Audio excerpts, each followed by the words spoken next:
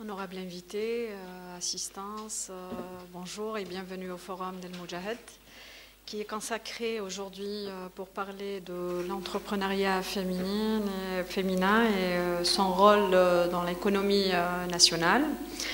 Tout en sachant que la femme algérienne actuellement est une partie prenante de l'économie dans tous les domaines, pas uniquement l'économie.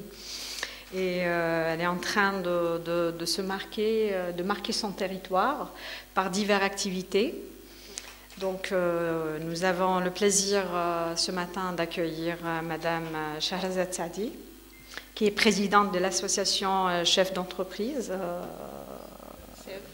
Voilà. Et Madame la vice-présidente. Attendez, vice-présidente, voilà. Madame Belaïdoun, marhaba. Bonjour. Donc, pouvez-vous tout d'abord nous dresser un état de lieu de l'entrepreneuriat féminin et la femme, comment se présente la femme chef d'entreprise actuellement? Tfadli, madame. Bismillah ar-Rahman ar-Rahim, wa bihi asta'in. Tout d'abord, je voudrais remercier la direction d'El Moudjahid, Madame Aït Agwesh, bien sûr, de nous donner cette opportunité dans un espace journalistique et médiatique très important et qui porte beaucoup de symbolique pour nous. D'abord par le nom. Merci. Et par le contenu de ce quotidien et sa présence dans la vie quotidienne du citoyen, par sa crédibilité et son information, l'information qu'il donc partage avec les citoyens. Donc c'est très honorable, c'est très important pour nous de passer aujourd'hui au Forum d'El Moudjahid pour parler de cette thématique qui est l'entrepreneuriat féminin. Et quand je vois cette honorable assistance de nos médias, je suis davantage heureuse et optimiste pour l'intérêt que vous portez par votre présence à l'entrepreneuriat féminin et à la place de la femme dans l'économie et dans la société comme vous venez de l'évoquer. Donc je remercie tout le monde d'être présent, je remercie mes collègues et amis de la SEV et partenaires également et toutes celles et celles qui sont aujourd'hui avec nous. Aujourd'hui, quand on parle de l'entrepreneuriat féminin, on doit l'aborder comme un levier important dans le développement économique, mais aussi social. On ne peut pas, et ça pour deux raisons, à mon sens. D'abord parce que nous ne pouvons pas faire abstraction de plus de la moitié de la société. Et on ne peut pas accepter qu'elle soit inactive. Un deuxième point, c'est par rapport au potentiel aujourd'hui qui existe chez les femmes. Je parle du potentiel connaissance, je parle du potentiel savoir-faire, et la preuve, c'est qu'aujourd'hui, nous avons plus de 60% de nos universitaires qui sont des femmes, qui sont des filles, à différents niveaux. Hein. Vous avez la graduation, la post-graduation, la recherche et autres. Mais pas que, parce que souvent, on parle des femmes diplômées, on parle de l'élite. Mais n'oublions pas aussi une catégorie qui est dans des activités informelles, qui détiennent le savoir-faire, qui détiennent aussi la mémoire du patrimoine algérien. Et celle-ci aussi, l'entrepreneuriat féminin doit travailler sur leur intégration économique, j'entends. La femme dans la société est présente, comme vous l'avez dit, elle a sa place, elle la revendique. Et quand on parle d'économie, je pense qu'on ne doit même plus avoir un langage féministe ou revendications féminines pour l'intégration économique du pays.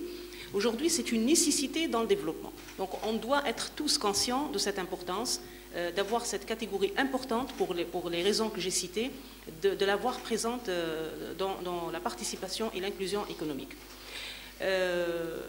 Nous constatons de plus en plus que la femme travaille, que la femme entreprend, peut-être pas comme on le voudrait.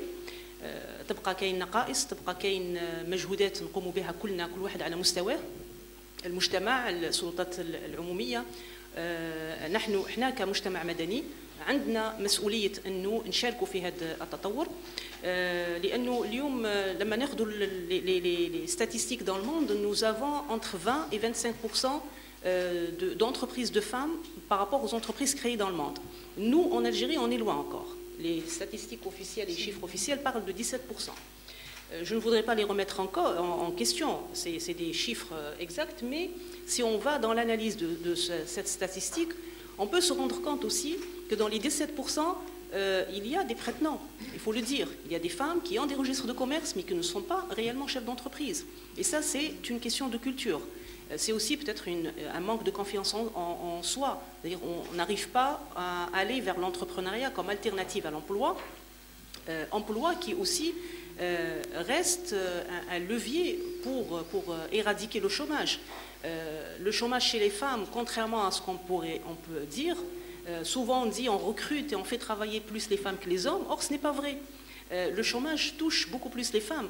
20% des chômeurs sont des femmes, alors que les hommes sont avantagés par rapport au recrutement. Il y a beaucoup de raisons qu'on pourrait évoquer tout à l'heure et en parler. Je suis certaine que vous avez beaucoup de questions intéressantes qu'on pourra développer ensemble. Donc tout ce constat par rapport à l'emploi, par rapport à l'activité de la femme dans la société, quel que soit son type formel ou pas formel, nous interpelle à travailler pour avoir et constituer un programme de développement économique pour les femmes structuré. Il y a des tentatives, il y a des initiatives, aussi bien de la part de l'État, qui intègre beaucoup plus les femmes dans les politiques ces politiques de développement, où le genre est devenu une composante quand même souvent présente dans les programmes de développement. Il y a un effort à faire également de notre part, en tant que société civile et en tant qu'organisation patronale, parce que je vous rappelle que je préside une association patronale professionnelle donc, qui travaille sur l'accompagnement des femmes dans la création de leur entreprise, mais pas que la création, la pérennisation des entreprises des femmes est très importante.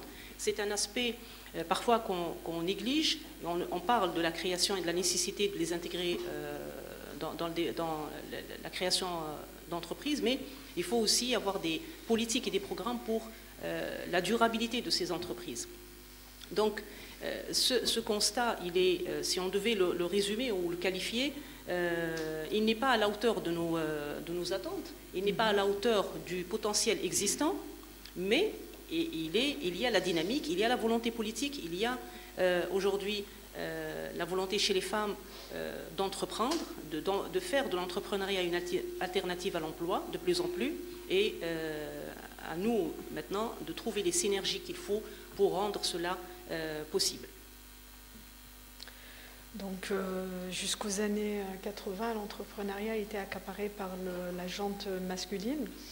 Et ces dernières années, on peut dire que c'est une révolution pour la femme d'être entrepreneur et d'être chef d'entreprise, de créer sa propre entreprise à elle. Est-ce qu'on peut dire que c'est un retour à la normale ou c'est juste l'équité entre les deux sexes, entre les hommes et les femmes, selon vous? C'est les deux, mais c'est aussi un changement dans les mentalités, un changement dans les ambitions. Plus d'ouverture vers des horizons de l'employabilité plus importantes. Depuis l'indépendance, je ne sais pas si je me trompe, mais en tous les cas, je sais que depuis l'indépendance, la femme algérienne a toujours été présente dans le développement du pays. Elle a été présente de différentes manières. Je ne crois pas que notre société soit une société hostile aux femmes, bien au contraire. Peut-être que durant une décennie, nous avons importé quelques idéologies qui sont un peu différentes de nos traditions et de nos habitudes, mais les femmes ont été présentes, elles sont présentes même dans les régions les plus reculées. Elles sont présentes dans l'agriculture, par exemple, le monde rural. Oui. Vous allez du côté de la région d'Ottar, vous allez trouver des femmes sur les champs. C'est elles qui travaillent la terre. C'est elles qui dirige l'arche qui m'engouloue.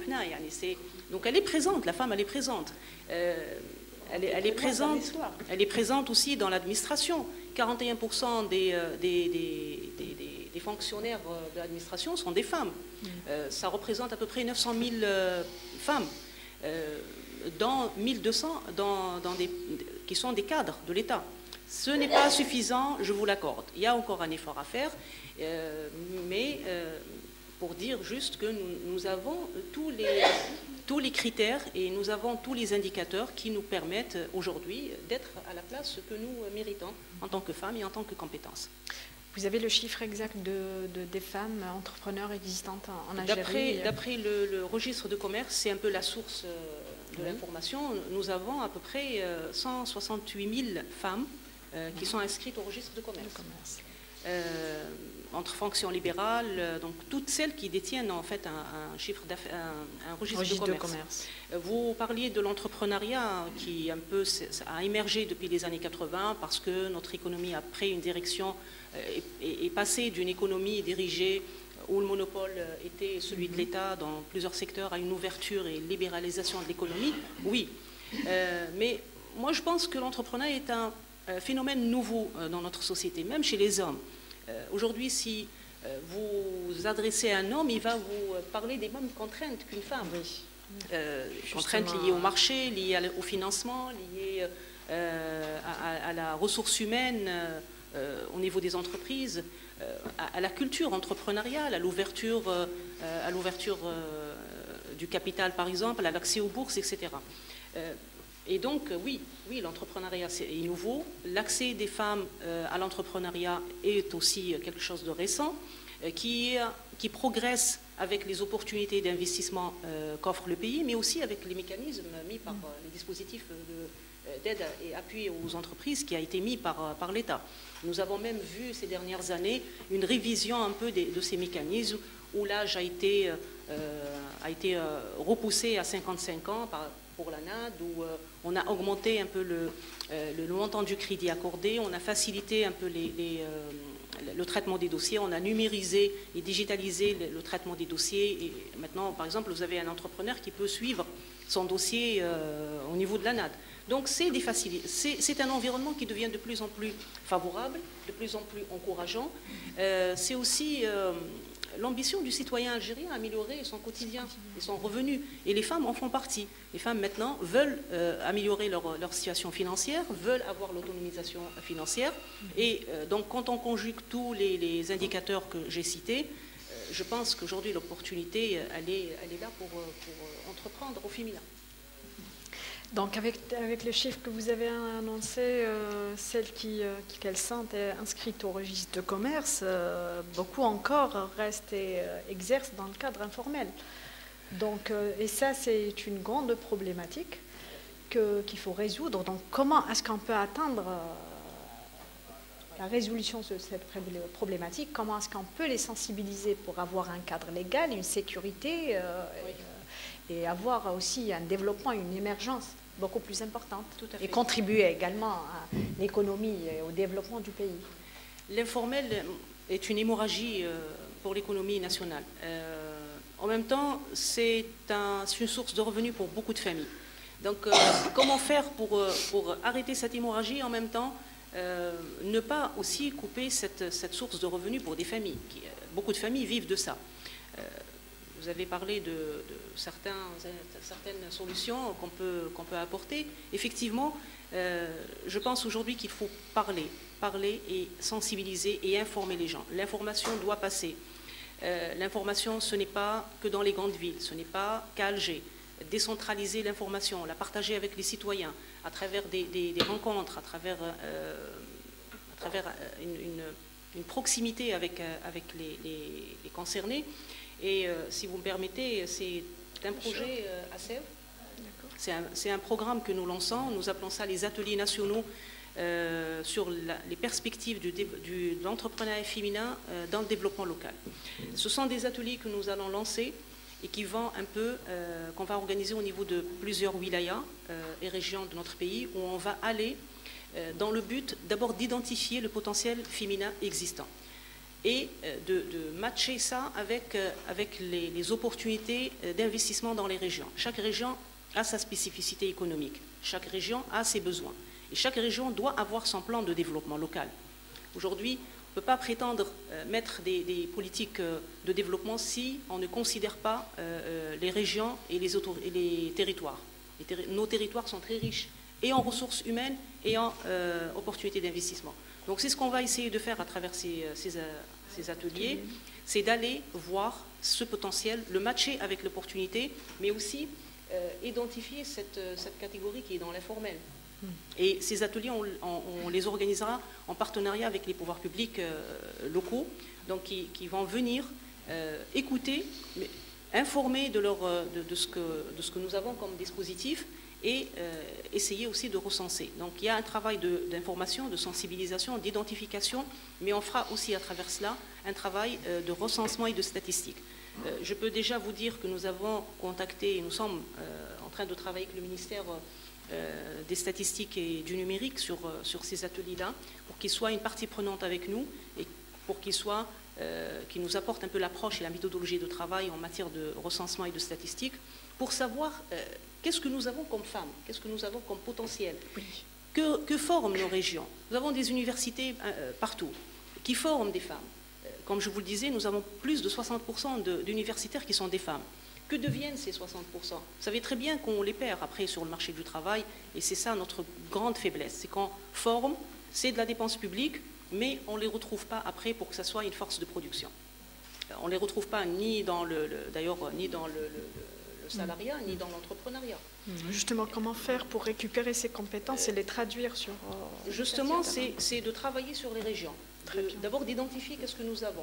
Prenez par exemple une région, je parle de Tarf parce que nous allons commencer nos ateliers à partir de Tarf, et nous commençons un peu à faire ce travail de recherche. Vous avez un institut qui forme des agronomes. C'est une région agricole. Mais qu'est-ce que nous avons sur place comme entreprise de transformation par exemple? C'est un atout d'avoir des entreprises de transformation agroalimentaire dirigées par des universitaires. Qu'est-ce que nous avons comme entreprise d'élevage ou coopérative d'élevage? Appelez ça comme vous voulez, mais en tous les cas, qu'est-ce que nous avons comme entité économique? On sait tous notre déficit en matière de cheptel, alors que nous avons des régions qui ont ces étudiantes et ces compétences scientifiques qui peuvent apporter beaucoup en termes de qualité de cheptel, quantité de production, etc. Donc c'est un peu ce travail qu'on voudrait faire. Et quand je parlais des statistiques, c'est pour que ça soit un outil de travail. On ne peut pas prétendre construire un programme de développement économique si nous n'avons pas des chiffres comme référence. Sur quelle base on va apporter telle ou telle solution, à qui va-t-elle s'adresser? Donc, et un programme, ici ce qui nous manque, c'est les programmes de développement qui sont construits de manière scientifique, avec des indicateurs, avec des échéanciers, avec de vraies stratégies, avec une évaluation au bout. Donc ça, c'est très important. On tentera de le faire. J'espère qu'on aura des partenaires avec nous, parce que c'est un travail qui ne peut pas... C'est pas un travail qui peut être réalisé uniquement par une association. Nous sommes qu'une locomotive parmi d'autres. Nous sommes l'initiateur de ces ateliers, mais bien sûr, on aura, Inch'Allah, avec nous des départements ministériels qui sont en lien avec les secteurs économiques, mais pas que. La formation professionnelle est interpellée, l'enseignement supérieur et la recherche est interpellée, la jeunesse et les sports sont interpellés. Donc c'est des secteurs qui sont importants aussi pour compléter le programme. Madame Blaïboud peut intervenir également. Vous pouvez intervenir, madame. Oui, je voulais rebondir. La femme algérienne a toujours été au devant de la scène. Et si actuellement les femmes ne se lancent pas, c'est surtout parce qu'elles ne savent pas, elles ont peur de créer une entreprise où elles ne seraient pas à la hauteur, parce qu'il y a tellement de contraintes. Il faudrait d'abord faciliter, il faudrait que ces femmes apprennent à créer une entreprise pour pouvoir faire pérenniser leur entreprise. Il faudrait qu'elles n'aient plus de crainte d'avoir affaire à toutes les administrations, parce que la bureaucratie tue aussi l'élan. Bien sûr. Quand vous allez pour un simple papier, que vous devez revenir des dizaines de fois, des centaines de fois, quelquefois, toute votre énergie, vous la dépensez dans des choses qui peuvent être facilitées. Et décevant. Et c'est décevant. Moi, j'ai créé mon entreprise en 1971. J'étais la seule femme chef d'entreprise, peut-être la première, parce que à l'époque, c'était surtout des prête-noms. J'étais la seule réelle femme chef d'entreprise où j'avais 60 bonhommes à mon service. Parce que c'était une société d'agencement et de décoration. Donc c'était des menuisiers, des ébénistes, des peintres. Et pourtant, je n'ai pas senti de rejet en tant que femme.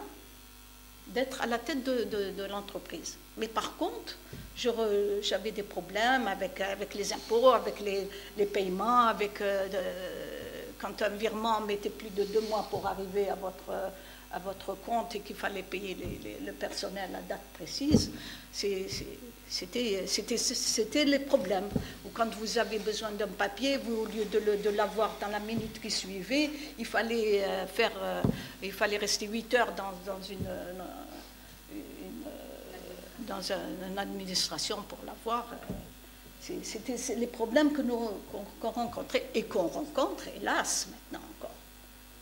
C'est la bureaucratie. Il faut que les gens puissent avoir accès facilement à ce qui est leur droit légitime, et puis il faut faire appel aux compétences.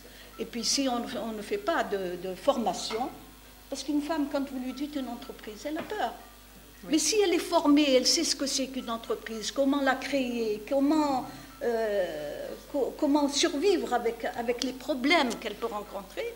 Vous ne trouvez pas que c'est aussi le rôle du mouvement associatif dans ce sens? Voilà. Donc, ce qui serait bien, c'est que les femmes comprennent que si elles se mettaient dans des associations, elles pourraient bénéficier de formation, elles pourraient savoir comment faciliter son travail et sa vie, parce que il y a aussi une vie, la femme a la vie professionnelle et une vie aussi familiale. Personnelle. Donc, l'association lui permet de rencontrer des femmes qui ont une expérience et d'apprendre comment faciliter sa vie et comment tenir une... Parce que quand vous dites à une femme, vous allez créer votre entreprise, elle va tout de suite s'imaginer, oh là là, je vais aller, les papiers, ceci, après je vais avoir les impôts, après je vais... Tout ça, c'est un frein. C'est un frein pour une femme. Et nous, justement, notre rôle en tant qu'association, c'est de faire comprendre à ces femmes qu'il y a des moyens d'agir, qu'il y a des moyens de faire, qu'il faut apprendre à créer son entreprise, qu'il faut apprendre quels sont ses droits en tant qu'entrepreneur. Voilà. Justement, l'Algérie régit de lois et les discours d'encouragement, les discours d'encouragement à l'entrepreneuriat à travers des réformes. À travers des réformes et des lois se succèdent. Les réformes des mentalités, de la bureaucratie. C'est ça, oui. C'est ce que j'allais... il fallait juste que je termine ma phrase. Donc, mais concrètement, sur terrain, on voit que c'est autre chose. Oui. Madame Belaiboud parle avec le cœur et elle a plus d'expérience que moi. Bien sûr, elle a vécu un parcours. C'est un plaisir d'avoir son expérience. Et elle parle avec le cœur et elle parle avec ce que nous vivons. Elle reflète un peu ce que nous vivons. Je parle avec l'amour de mon pays. Je voudrais qu'on avance. Qui ont une cible. Si on a des programmes comme ça, on peut faire quelque chose et on peut améliorer la situation économique et sociale des femmes, particulièrement. Bien sûr. Et il ne faut pas oublier que le paquet émis ces derniers temps par l'État et le gouvernement, l'encouragement de l'économie via la création des start-up, les créations des petites et moyennes entreprises. Et est-ce que les femmes adhèrent également à cette optique? Elles adhèrent en force, parce que quand on parle de start-up, on parle d'innovation. Quand on parle d'innovation, on parle de filières scientifiques. Et filières scientifiques, nous sommes l'un des pays qui forment le plus d'ingénieurs dans le monde. Le grand pourcentage, je l'ai dit tout à l'heure, c'est des filles. Donc il y a un gros potentiel chez les femmes pour créer leur start-up et c'est ce que nous constatons de plus en plus. Nous avons nous-mêmes un événement qu'on organise qui s'appelle le Shimeid depuis 6 années. La 6e édition sera organisée à Tlemcen, Inch'Allah, le 2 mars avec l'université Belkhaïd. Et c'est l'édition, la 6e édition, la 6e édition du Shimeidit. Le Shimeidit, c'est un programme dans le cadre d'un partenariat algéro-allemand, SEV avec le ministère BMZ, le ministère allemand. En fait, c'est un programme qui s'adresse aux femmes de la région MENA. La SEV représente l'Algérie et cet événement a été conçu pour la promotion des filières STEM. Les filières STEM, c'est les filières scientifiques, technologiques, d'engineering et mathématiques. On a constaté dans le monde, pas uniquement chez nous, que les femmes qui étaient formées dans ces filières n'allaient pas, quand elles entreprenaient, elles ne le faisaient pas dans leur spécialité, elles faisaient autre chose. Et ça, c'est une tragédie, parce que ces filières sont très importantes à une économie. Elles sont importantes en amont et en aval, donc pour une entreprise et une PME. Et à travers cet événement, on a essayé, c'est une action concrète. Vous parliez d'action concrète pour un peu sensibiliser aux réformes et aux lois. C'est des actions concrètes. On va, depuis 6 ans, dans les universités, et on a choisi que cet événement soit mobile, c'est-à-dire qu'il ne soit pas uniquement au niveau d'Alger. On a fait Constantine, Sétif, on va faire Tlemcen, on a fait Alger, l'USCHB, on a fait une édition en ligne pour les raisons liées au Covid. Et on a pu, à travers cette édition, avoir 7 universités et donc 7 wilayas. Et ça a été vraiment une édition très positive. Et à travers cet événement, on essaye d'identifier des projets ou des idées de projets chez les filles qui sont en fin de cursus, qui sont doctorantes, qui sont dans la recherche. Et ces projets-là sont accompagnés par la SEV. Elles sont accompagnées, donc c'est des projets dans l'innovation, dans la nouvelle technologie, c'est des start-up. Et on les accompagne par d'abord la formation. Et pour ça, on a un partenariat avec le groupe industriel Henkel. On a créé ensemble la Women Academy. Et donc, on donne des sessions de formation dans le management. À ces filles-là, qui ont la technicité, le savoir technique et scientifique, mais qui n'ont pas le savoir managérial. Donc on les forme, après on les accompagne pour le lancement de leur start-up. Donc c'est destiné pour les jeunes filles dans les universités. D'accord. Donc ça c'est une action concrète pour la création, inciter à la création de start-up. Tout ce qui est fait par l'État est très, très important et très positif. Et moi je sais que l'un des engagements du président de la République, c'est de travailler sur l'intégration de la femme dans l'économie. Donc quand c'est un engagement d'un président de la République, c'est acté comme programme. Maintenant, à nous de trouver les mécanismes et les indicateurs pour enrichir ce programme. Société civile, secteur économique ministériel, département ministériel, partenaires financiers. Justement, les décisions politiques et les lois ne suffisent pas. Ne suffisent pas pour tout à fait, créer ce climat. Et il faut de l'initiative sur le terrain. Oui. L'initiative, c'est notre responsabilité à nous, et c'est la responsabilité aussi des pouvoirs locaux.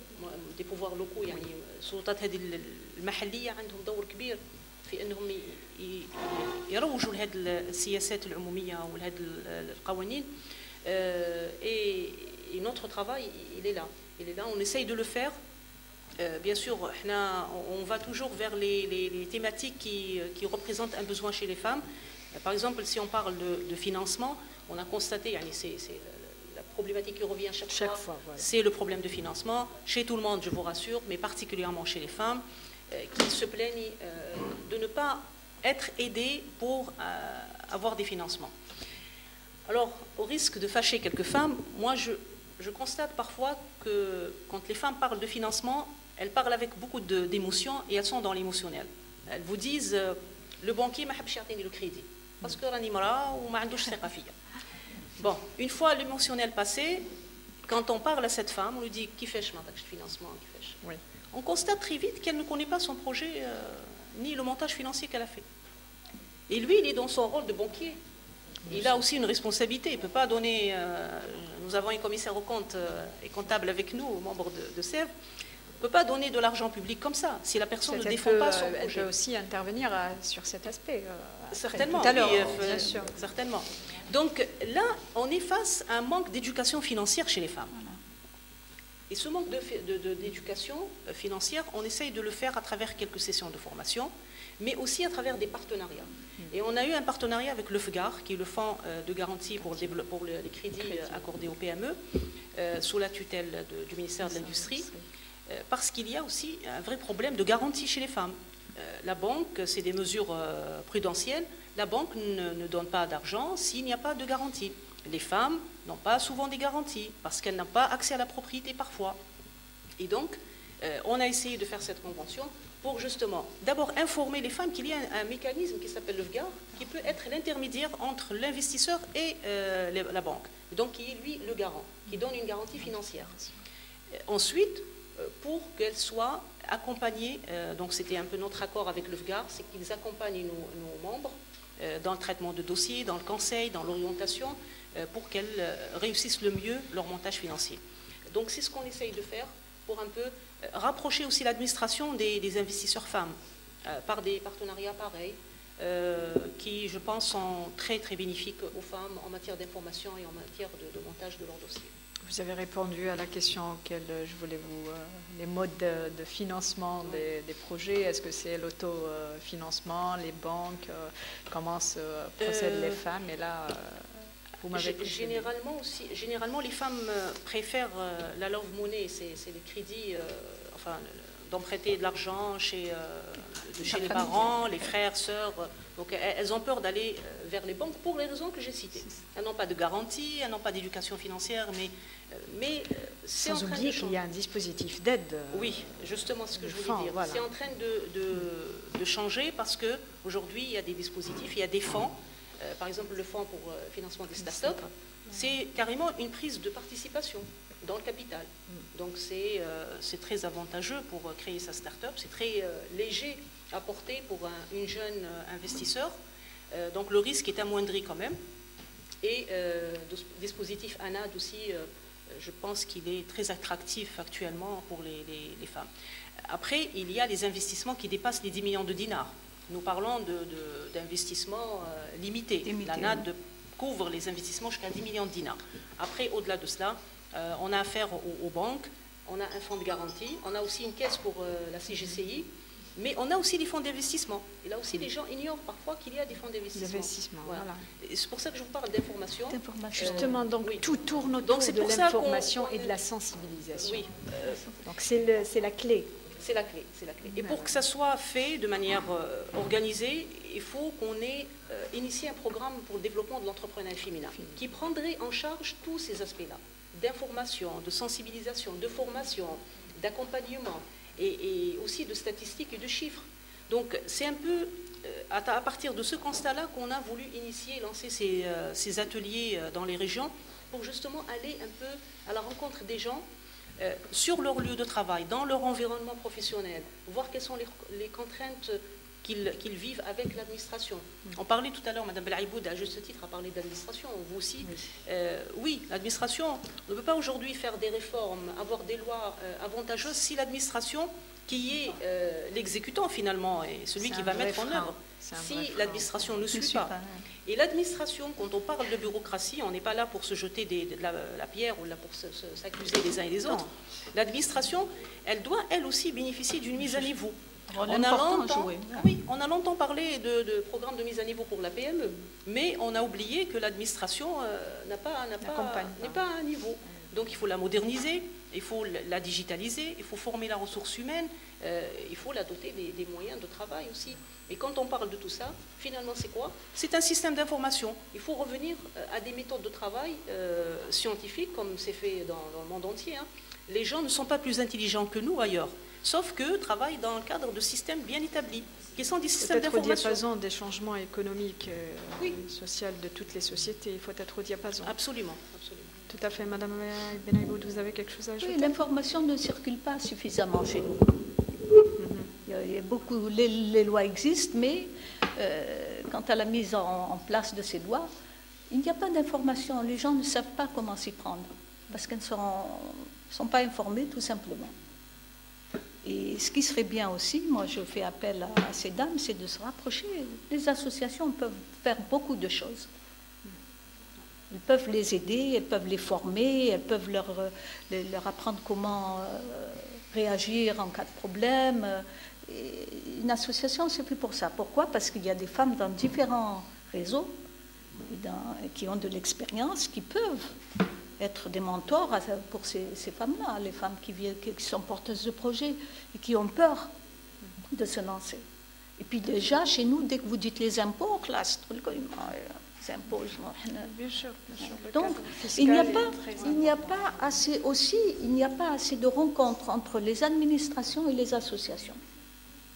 Je pense aussi il y a pas on n'a pas d'information, on n'a pas on n'est pas ensemble, on n'est pas pour travailler ensemble. Il faudrait qu'on puisse travailler ensemble avec ces administrations et leur dire voilà, le problème est à il faut une écoute aussi.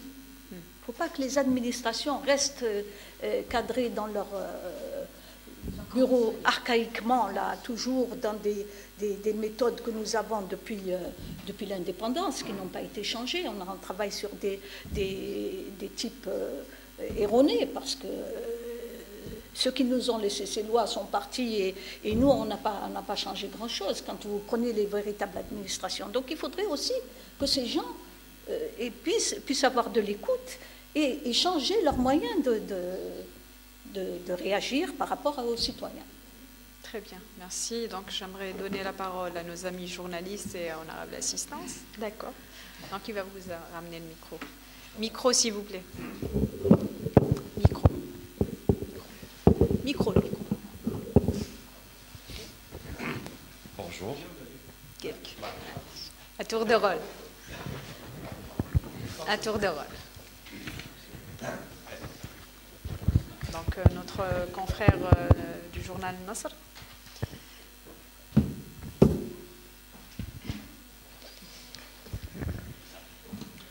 صباح الخير. نشكركم على هذه المداخله القيمه واللي اعطتنا معلومات يعني ما شاء الله مليحه. انا عبد الحكيم سابع صحفي في جريده النصر. سيداتي ذكرتي باللي عندكم 168 ألف امرأة يعني تحوز على السجل التجاري. هل كل هذا العدد هن نساء رئيسات المؤسسات أو أن النسبة لا تتعدى مثلا 50% أو 60 أو ماذا بينا يعني معطيات معينة في هذا السياق؟ ما هو السبب؟ سؤالي الثاني، السؤال الأول حول العدد يعني الحاملات للسجل التجاري، ويعني شحال تقدروا النسبة تاع رئيسات المؤسسات من بينهن. السؤال الثاني، ما هو السبب الذي جعل نسبة النساء رئيسات المؤسسات تتوقف عند 17% من بين رؤساء المؤسسات عبر الوطن؟ هل فيه عراقيل؟ هل فيه يعني المهم؟ سؤالي الثالث حول يعني أعضاء جمعيات رئيسات المؤسسات، يعني شحال العدد يعني وين وصل، والتشكيلة تاعهن أشكون، هل هن يعني كلهن رئيسات مؤسسات يعني متوسطة وصغيرة ودي ستارت اب كما كانت تهضر زميلتي يعني، وثم نعاود نرجع لنفس السؤال اللي طرحته الزميلة كافية، كيفاش تعملوا على استقطاب يعني حاملات المشاريع، هذا الكم الكبير من الكفاءات النسوية اللي راهي تتوجه حاليا باش دير مؤسسات مصغرة، سواء في مجال الذكاء الصناعي. مؤخرا مثلا نفتح قوس، انا حضرت كما تلقوا لهنا دار الذكاء الصناعي في جامعة الجزائر واحد، اللي راح تكون وحدة من بين يعني العدد كبير من هذا الدور اللي راح تفتح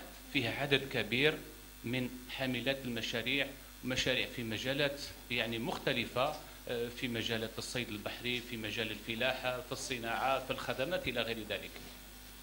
فكيفاش مستقبلا تحاولوا تستقطبوا هذا العدد الكبير على الأقل باش تعزوا الصف تاع نساء رئيسات المؤسسات؟ ثم زدنا سؤالي الاخير، معليش انا داير واحد 10 اسئله ولكن باش ما نحتكرش الكلمه. حكيم tu reviens après. على بالي quelques questions, elle répond.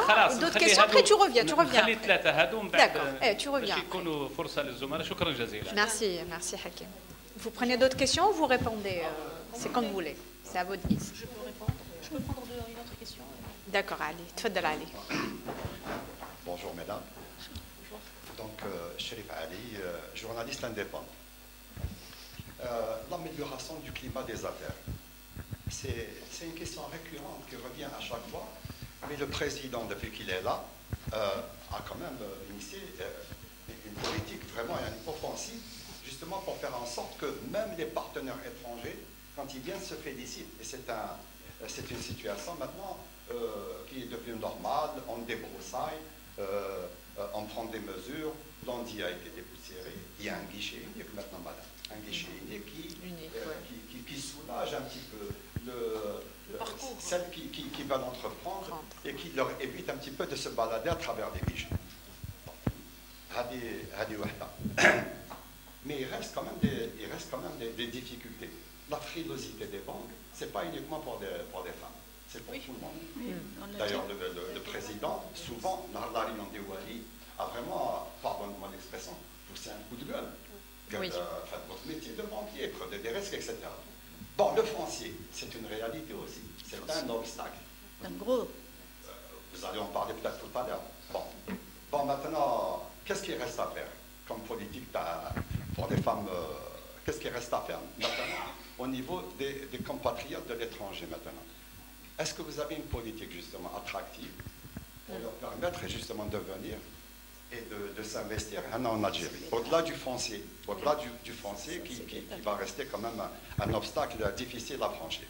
Merci Ali, tu as pris mon deuxième volet. Merci. Tu m'as devancé. Ça fait rien. Merci. Voici là, Horizon, voici là, traité. C'est la date du lancement des ateliers. très bien. Je peux répondre? Bien sûr, Déjà, faites premier, elle répond, après on prend d'autres questions. شكرا. فيما يخص السؤال الاول حول النسب والاعداد، النسبه هذه اللي ذكرناها هي تاع السجل التجاري، يعني بمعنى انهم مسيرات. هل هذه النسبه هي مالكه ايضا فيهم المالكات للمؤسسات ولا فقط المسيرات؟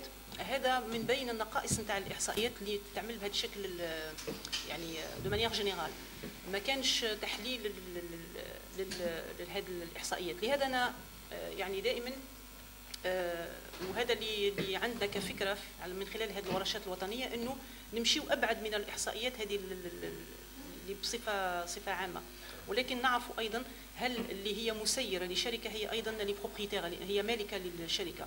هذه معلومات ما عندناش يعني بالتدقيق، ولكن كل الاحصائيات نتاع السجل التجاري هي ترتكز على الاسم الموجود في السجل التجاري، يعني سي لا جيرونت كي اي مونسيوني سور ان ريجستر دو كوميرس. السؤال الثاني حول علاش النسبه هذه منخفضه، يعني علاش العالم معظم دول العالم علاش معظم دول العالم بين 20 و 25% 20 و 25% من المؤسسات الاقتصاديه يعني هما النساء. في الجزائر احنا في 17%. نظن انه تكلمنا كثير على الثقه بالنفس، الثقافه الاستثماريه اللي ماهيش متطوره كثير عندنا، نقص انه معلومات حول الاستثمار وحول القوانين اللي هي تكون مشجعه اذا كانت منتشره على نطاق اوسع. الحصول على التمويل يبقى ايضا شيء يخوف وصعب الحصول للاسباب اللي ذكرناها، وهذه الاسباب كامله. لكن كاين ايضا سبب ثاني هو انه يعني لطالما كانت النظره الاقتصاديه والاستراتيجيات الاقتصاديه غامضه ماهيش واضحه المعالم، طالما كنا معتمدين فقط على احنا عندنا اقتصاد معتمد تماما وكليه على البترول وعلى الطاقه هذه تاع البترول، ما كناش في استراتيجيه تعتمد على تنويع الانتاج الوطني واستثمار في مجالات مختلفه.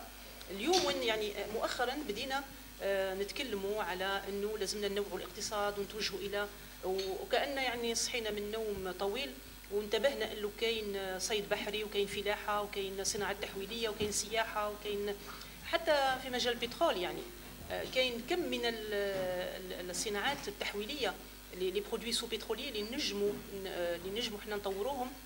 فهذه الاستراتيجيه الاقتصاديه هي الانطلاقه الاولى للتوجه سواء رجل ولا امراه انه يصبح الاقتصاد والاستثمار شيء اتراكتيف، يعني شيء يهتم جذاب ويهتم به المواطن يعني ولا المستثمر. فهذه كلها اسباب خلت هذه النسبه منخفضه خاصه عند السيدات. وحنا بعاد ايضا حتى في لو حبينا نعملوا نظره عامه على الاستثمار، نبقاو بعاد على عدد المؤسسات الصغرى والمتوسطه يعني اللي منشأة، بغض النظر على اذا كانت لسيدات او لرجال. مازال كاين مجهود كبير لازمنا نعملوه في انشاء مؤسسات صغرى ومتوسطه في مجالات متعدده. نظن انه عندنا نقص، لازمنا نوصل الى 1,200,000 مؤسسه صغيره ومتوسطه باش نكونوا في المعايير الدوليه لعدد المؤسسات الصغرى مقارنه مع عدد السكان. المنخرطين عندنا احنا تقريبا 120 منخرطه، عدد مش كبير مقارنه مع ما هو موجود من امكانيات، لكن نرجع دائما الى هذا النقص في ثقافه العمل الجمعوي والانضمام الى مجمعات اقتصاديه. دورنا اكيد احنا مقصرين يعني في نقطه معينه، في نقطه ما، يعني on est certainement aussi on a des efforts à faire يعني باش نجذبوا اكثر اشخاص للجمعيات. احنا نحاولوا هذا ما نقوم به يعني من خلال نشاطاتنا، سواء التكوين سواء انخراطنا ايضا في كثير من المجالس مثلا داخل الوطن. احنا عضو في المجلس الوطني الاستشاري لترقيه المؤسسات الصغرى والمتوسطه اللي هو CNCDPME تحت وصايه وزاره الصناعه. عندنا ايضا ممثله في مجلس الاحصائيات تابع لوزاره الاحصائيات والرقمنه اللي يضع الاستراتيجيه رقمنه الاداره والاقتصاد وايضا الاحصائيات. وايضا من خلال وجودنا في الكثير من مجموعات العمل اللي على مستوى وزارات اقتصاديه، يعني نستشار ونستدعى لهذا les réunions de travail، يعني beaucoup de groupes de travail qui sont au niveau des ministères. مثلا لما تحب وزاره الصناعه مثلا تحب تحط استراتيجيه حول الصناعات التحويليه، ساف هي عضو في هذه المجموعات العمل. نحاول اننا نعطي راينا وننقل ايضا انشغالات السيدات اللي في هذا المجال. يعني انا جاوبت ايضا على كيفاش نحاولوا نجذبوا العضوات للجمعيه. اننا نكثف من الايام الدراسيه، نشتغلوا كثير على المناطق وعلى الولايات. يعني منذ سنوات نذكر فقط انه ساف انشئت في 1993 في 12 جوان 1993، يعني سنحتفل بالعام ال30 ان شاء الله في جوان. Il faut pouvoir aussi offrir à ces gens les mêmes avantages qu'ils ont à l'étranger, sur le plan déjà pouvoir se loger, pouvoir sortir, pouvoir vivre. C'est chez nous, hélas, on a occulté tous ces besoins qui sont obligatoires pour justement attirer les gens qui sont à l'étranger. Donc le climat n'est pas encore favorable. Le climat, il pourrait être favorable, il suffit d'avoir un peu de bonne volonté partout. Il suffit d'avoir de la bonne volonté partout. تفضلي مدام سعيدة. نجيب على تواريخ السيدة، تواريخ الورشات. هو احنا طبعا كما قلت لك الورشات هذو راح يتنظموا مع السلطات المحليه. احنا راسلنا كل الولايات اللي المفروض اننا نقيموا معاهم الورشات. المفترض انه راح تكون ولايه الطارف هي اول ولايه ننظموا فيها بحول الله ابتداء من شهر مارس، لانه هذا المشروع هو مشروع يعني كبير ونحبوا ندرسوه ونأسسوا له باش يكون يعني يتم بطريقه ناجحه. ولايه الطارف يبدو لي انه هي الولايه اللي استجابت بطريقه اسرع، وهي اللي اكيد راح تكون اول ولايه ننطلقوا منها ان شاء الله هذه الورشات. اكيد راح يكون اعلامكم بالورشات هذه، لانها راح تكون ايضا بمشاركه بعض القطاعات الاقتصاديه. C'est des ateliers nationaux. C'est des ateliers, oui. C'est des ateliers national ou non, au niveau de régional. Dans les wilayas.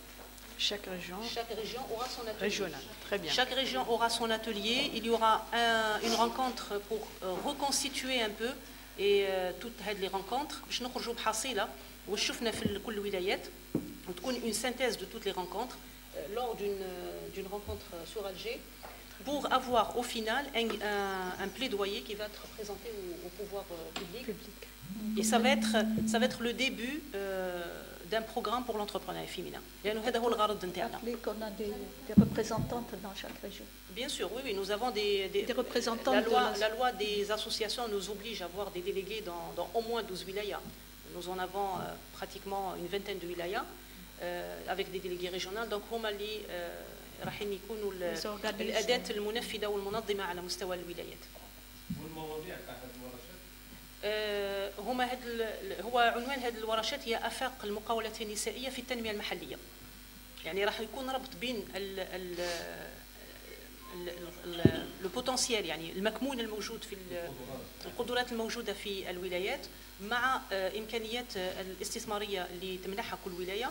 هذا من جهة، ونحاولوا نقربوا الاثنين من بعضهم البعض حتى يكون الاستثمار مفيد وناجع، يعني ما يكونش فقط استثمار هكذا عشوائي، لكن يكون يخدم التنمية المحلية. والمرأة تكلمنا من قبيل على المرأة في القطاع الموازي، تمثل نسبة كبيرة المرأة في الانفورمال وتمثل قدرة إنتاجية كبيرة. هذه القدرة لازمنا أنه نجذبوها بطريقة أو بأخرى للعمل يعني الرسمي لترسيم نشاطها. أولا حتى ما يضرش نشاطها الانفورمال بالاقتصاد الوطني لإفادة الاقتصاد الوطني، ولكن أيضا لإفادتها هي، لأنه لافي دي تو تالور يعني المرأة اللي تشتغل اليوم في الانفورمال راهي خاسرة لا سيكوريتي سوسيال، خاسرة يعني حماية لها، وما كانش استمرارية، ما كانش ديمومة في العمل. يعني الانفورمال ماهوش حاجة مؤمنة للمرأة، نجم يعني تشتغل مدة عام ثم ما تشتغلش. يعني الأحسن أنها تستفيد من ميكانيزمات وأنها تفيد الاقتصاد الوطني. ونظن إذا شرحنا للناس بطريقة مبسطة وواقعية المزايا الموجودة اليوم، أنا ما نظنش أنه كاين اللي راح يكمل ينشط في الميدان يعني الموازي، مع quand même un effort à fournir au niveau des banques, au niveau de la bancarisation, des mécanismes de bancarisation كيفاش نجلبوا الناس للبنوك إلى آخره. يعني la formal c'est un registre très important qui fait beaucoup de mal à l'économie nationale. Tout à fait. Donc, si c'est possible, juste ajouter bien des sûr éléments qui n'ont pas été évoqués par rapport bien sûr, Madame. à cette énigme des 17%. Excusez-moi. Oui. Je pouvais vous présenter, s'il vous plaît. Madame Hamash Kalina, chercheur au CREAC, et qui Marhaba. travaille sur la thématique de l'entrepreneuriat féminin. Marhaba, le micro, Madame, s'il vous plaît. Donc, Madame Hamash Kalina, chercheur au CREAD, qui dirige une équipe de recherche sur l'entrepreneuriat féminin depuis 2016. On a fait plusieurs études, plusieurs recherches sur ça, justement cette thématique, et on a même produit un ouvrage sur les obstacles à l'entrepreneuriat féminin.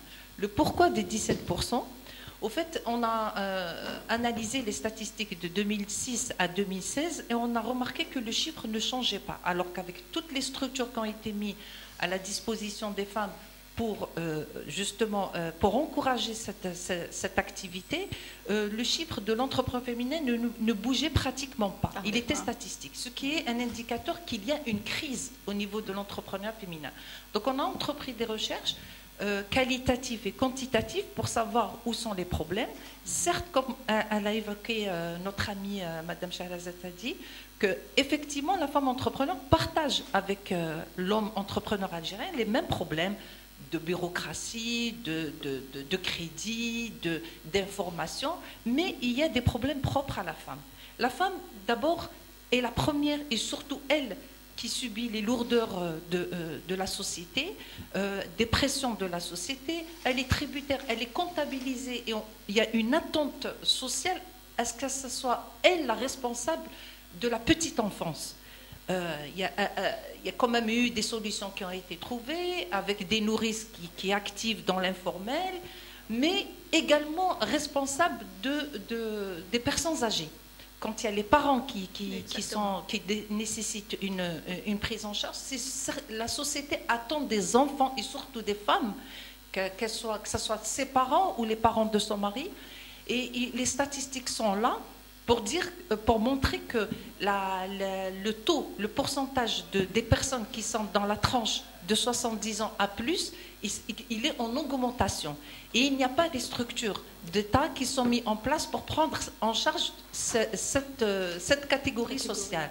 Et il est attendu que ce soit les femmes qui prennent en charge justement et c'est un frein à leur activité économique. Et il faut également évoquer d'autres problèmes. Les femmes ont déclaré qu'elles sont sujettes à des violences, à plusieurs types de violences, que ce soit familial, ça concerne toutes les femmes, mais en tant qu'entrepreneurs, elles sont plus sujettes au harcèlement sexuel, elles sont plus sujettes au sexisme, elles sont plus sujettes à la marginalisation.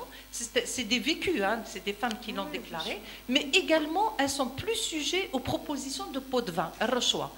Donc tous ces problèmes font que les femmes, des fois, abandonnent carrément l'activité de l'entrepreneur, et c'est vraiment dommage.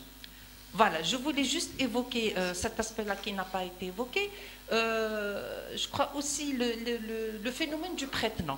Effectivement, sur le terrain, quand on a mené l'enquête, on a découvert qu'il y avait certaines entreprises qui étaient au fait des prête-noms, qui n'étaient pas, il n'y avait pas de, mais c'était pas beaucoup. L'enquête, notre propre enquête, on peut dire que le pourcentage il est pratiquement de 5 à 10%. Il n'y a pas beaucoup d'entreprises qui sont dans cette figure-là. Voilà, je voulais juste ajouter ces deux éléments. Et merci. Merci beaucoup, madame. Merci. L'ouvrage, il est disponible au niveau du CREAD. C'est une enquête au fait, on a mené plusieurs enquêtes. On a fait une expertise pour l'OIT, l'Organisation internationale du travail, qui est disponible en ligne. Il suffit de mettre entrepreneuriat féminin OIT Algérie, et c'est le CREAD qui l'a fait. Et il y a tout un ouvrage qui rend compte de toute l'enquête qui a été faite au fait de 2017 à pratiquement 2020. Donc l'ouvrage, il a été édité en 2020, si je me rappelle bien. Donc c'est les résultats des 4 années d'enquête. Il est disponible. Merci.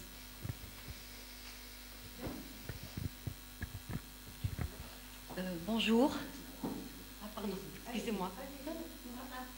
Merci beaucoup. Bonjour, je suis Hassina Yaissi, chef d'entreprise, et je suis la secrétaire générale de l'association patronale SEV. Je voudrais rebondir sur l'aspect financier qu'a évoqué monsieur. Quand on se présente devant un banquier pour un crédit quelconque, on doit avoir une étude et un dossier ficelé, chiffré. Il y a des gens, que ce soit femmes ou hommes, qui se présentent devant le banquier et disent un crédit pour tel ou tel projet. C'est quoi votre projet? On ne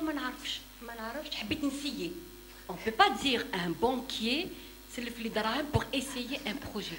Elle doit sortir avec l'argent tout de suite. Voilà, surtout.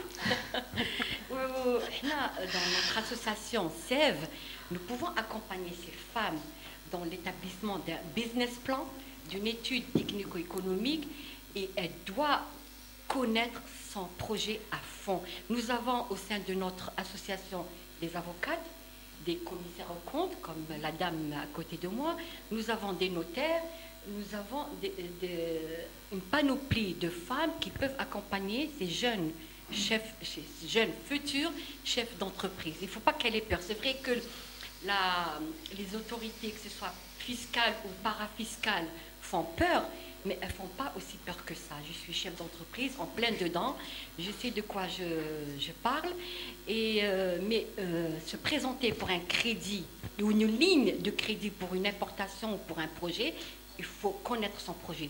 Arriver devant son banquier avec son dossier, avec un CD, une présentation. Mais il ne sait même pas de quoi il parle. Mais les chiffres. Voilà, donc il faut ces formations pour en arriver au fait qu'il faut le rôle de la formation. se former, aller chercher l'information au cœur de l'information pour pouvoir agir et mûrir son projet. Merci beaucoup. Merci à vous. D'où l'intérêt de rejoindre des associations qui peuvent les guider. Voilà. Très bien. Madame Dridi, bonjour, et je dirais tout d'abord merci, un grand merci à Al-Moujahed qui nous a permis aujourd'hui de vous rencontrer, parce que je me présente Madame Dridi Nadia, رئيسة الجمعية وطنية ترقية حماية المرأة والشباب ومجتمع مدني, tout simplement. Alors madame, excusez-moi, je commence parce que cette dame, on se connaît depuis des années, et je dirais, quand elle a parlé de SEV, c'est vrai, on a eu, comme on dit, le plaisir de participer avec eux, parce qu'ils avaient les portes ouvertes, ils nous recevaient, on assistait avec eux aux conférences. Alors donc, je dirais, c'est quand même, cette dame, c'est une école dont j'en suis fière, et en même temps, aujourd'hui, j'ai découvert avec votre association et votre entrepreneuriat que nous sommes prêts maintenant, j'ouvre, comme on dit, ma porte aussi, pour orienter et m'orienter, je dirais, avec mon association vers vous. Parce que là, c'est très, très, très important. C'est vrai que la femme algérienne, quand on parle de femmes algériennes, c'est vrai, moi j'ai des contacts même par le biais des femmes qui sont, et qui me demandent, que ce soit à Bruxelles, que ce soit en France, que ce soit un peu de partout, et même dans des pays arabes, où et je dirais le grand merci aussi à notre président, parce qu'il est à l'écoute, il a ouvert les portes, et je dirais que nous vous encourageons et on est prêt à faire un plus avec vous. Merci sincèrement. beaucoup. Merci Katia. Merci, sincèrement. merci à toi, parce que là, merci. Moi je suis venue hier parce qu'on croyait que c'était hier. Je suis désolée, tout le monde est venu hier et c'est pour ça qu'il y a pas assez de ventes. L'essentiel aujourd'hui, on est là. Il y avait une erreur voilà. dans l'annonce. Et merci voilà. aussi, je suis désolée. Je dirais, à la presse, parce que les médias, la presse, c'est grâce à eux qu'on peut être informé, qu'on peut être barakallahu fikum, et bon courage. Merci beaucoup, Madame Deléguée. Merci. Donc, d'autres questions, bien sûr. Bien sûr. السلام عليكم. السلام ورحمة الله. معكم صحفي من قناة التاسعة الإخبارية. بون كنت في 2022 كنت حضرت معكم توقيع اتفاقية مع آنير. وي. حاليا ما سمعنا يعني واش الجديد تاع الاتفاقية وين راهي واصلة هذا المشروع اللي درتوه مع آنير. شكرا. Vous avez des gens qui vous suivent. Oui, je suis heureuse. Bien sûr, oui, bien sûr. شكرا للاخ الكريم. والله هي انا ما تكلمتش على الاتفاقيه تاع لاناد اللي مضيناها في 22 وكانت حول مرافقه سيف لشبكه اللي خلقتها لاناد وتسمى بالمقاوله. فلاناد مدام s'il vous plaît. s'il vous plaît. Mesdames. الوكاله تاع لاناد يعني ينوزون سوليسيتي باش نرافقوا هاد السيدات اللي استفادوا من ميكانيزم لاناد نرافقوهم ونشاركوا معاهم برامجنا. دونك بارطاج لي بروغرام تاع سيف مع هاد الشبكه. مضينا الاتفاقيه وعيننا 8 مرافقات اللي هما دي مونتور باش يتبعوا هاد السيدات والمتابعه موجوده. ممكن الشكل الرسمي ماهوش موجود يعني بطريقه معلن عليها لانه كما تعرف اخي ويعرف الحاضرين معنا لاناد يعني الان ضمت الى وزاره المؤسسات الناشئه والمصغره يعني اصبحت وزاره واحده. يبدو انه الوزير الجديد عنده تغييرات ويشتغل على مشاريع جديده ممكن لبعث لاناد بشكل جديد او هذا ما قيل لنا يعني لانه انا استفسرت بعد ما انتخبت رئيسة استفسرت على يعني المستقبل هذه الاتفاقية فقالوا لي هذا الشيء قالوا لي اوني اون ريستركتوراسيون ننتظروا في الاشياء الجديده راح تجي بها لاناد. هذا احنا ما منعناش لانه لو كونتاكت سي تابلي ديجا يعني كانت التواصل مع السيدات اللي حضروا انطلاق هذه الشراكه بيننا وبين لاناد على فكره تخص ولايات اخرى يعني مش فقط هي بدات من الجزائر العاصمه ولكن فيها كل فروع لاناد في القطر الوطني نظن 11 وكاله معنيه بهذه الاتفاقيه كبدايه. فاحنا كملنا يعني لانه التواصل موجود يتصلوا بنا هاد السيدات لما يحتاجوا لانه المبدا هاد الشراكه هو سيتا مونتورا يعني اذا كانت واحده من السيدات هادو محتاجه مثلا المعلومه عندها صعوبه مع اداره او يعني حكينا واحده مثلا عندها مدرسه للتكوين احتاجت متخصص في الشؤون القانونيه الاقتصاديه اتصلت بيا فحطيتها en contact مع deux formateurs. Donc c'était ça un peu le principe, c'est de venir en aide لهاد السيدات. Il y a d'autres partenariats en vue Oui, j'espère avec le CREAD bientôt. Bon, je ne sais pas si on peut en parler ou pas. كاين مشروع مع الكرياد حول الومن اون بورد النساء في المناصب القياديه. هذه ايضا واحده من يعني المجالات اللي احنا خاسرين فيها كثير من القدرات لدى السيدات. عندنا قبيله كي هضرت على الاحصائيات على الاداره قلت انه بين 900,000 امراه في الاداره عندنا الا 1200 في مناصب عليا دو او فونكسيونير لي بوست دو او مانجمنت. هذه خساره يعني، والاسباب متعدده. في بعض الاحيان اسباب راجعه الى المراه اللي هي نفسها السوتو سانسور، يعني ما تحبش تروح لهذه المناصب القياديه لانه عندها التزامات عائليه وغيرها، فتمنع نفسها انها تصل الى هذا المرض. فهذا المشروع احنا راح نطوروه مع الكرياد ان شاء الله، حتى نقوموا ببحث ودراسه، ونقوموا لما لا باطلاق مشروع نشجع النساء عن طريق دي فورماسيون، عن طريق تحسيس. والانتيغي سيتي دو كريي لاندكس نتاع لي فام كي سون habilités à être dans les hautes fonctions. يعني في بعض الأحيان حتى المسؤولين ما يعرفوش n'ont pas de visibilité par rapport aux compétences. يعني ما يعرفش إنه كاينة مرأة مثلا متخصصة مش عارفة أنا في الصناعات البتروكيميائية أو غيرها أو التسيير. Qui touchent des secteurs qui sont un peu difficiles et complexes. On arrivera avec le CREAD qui travaille beaucoup sur المسائل النوع les problématiques du genre. Donc on voudrait développer ensemble cet index. Inch'Allah, هذه من الشراكات. Vous avez d'autres Inch'Allah, d'autres partenaires. Inch'Allah. Donc il y a d'autres questions. Je voulais juste une question, s'il vous plaît, par rapport à l'employabilité. Oui. Le taux d'entreprise créée, ça crée combien d'emplois? Là encore, on n'a pas de. Vous avez un taux? On n'a pas. Tout dépend de l'entreprise. Par rapport à l'emploi. Oui. Les entreprises de femmes, combien créent de. Voilà. Moi, je n'ai pas l'information et je ne pense pas qu'elle existe quelque part.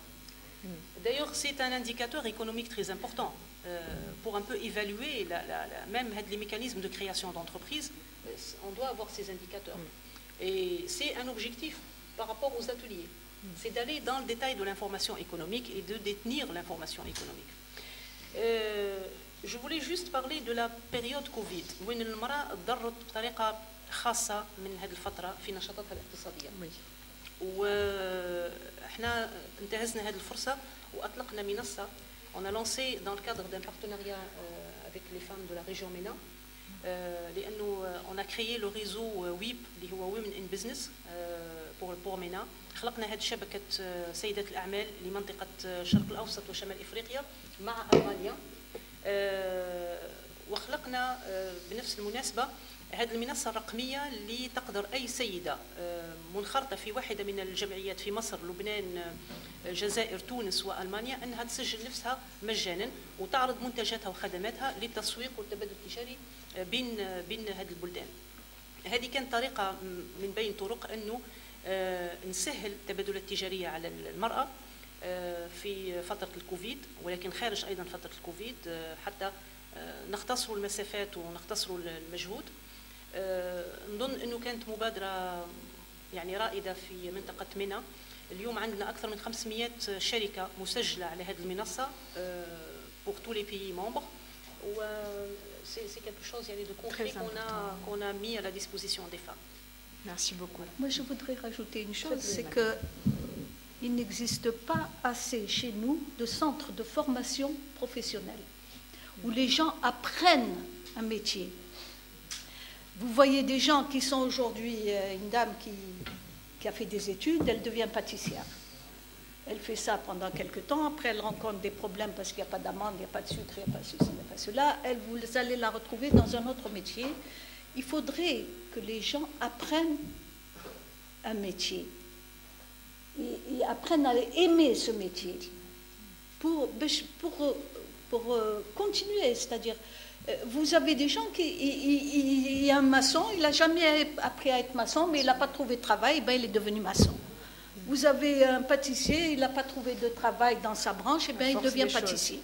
Donc il n'y a pas de formation professionnelle. Et tant qu'il n'y a pas de formation professionnelle, aussi bien intellectuelle que manuelle, on n'arrivera pas à former, à avoir des ouvriers spécialisés dans toutes les branches que vous trouvez à l'étranger. Nous n'avons pas d'ouvriers spécialisés. Vous appelez un plombier, il était, je ne sais pas qu'est-ce qu'il faisait, puis il a appris qu'on gagne de l'argent en étant plombier, il va venir, il va vous faire une installation qui ne tiendra pas debout.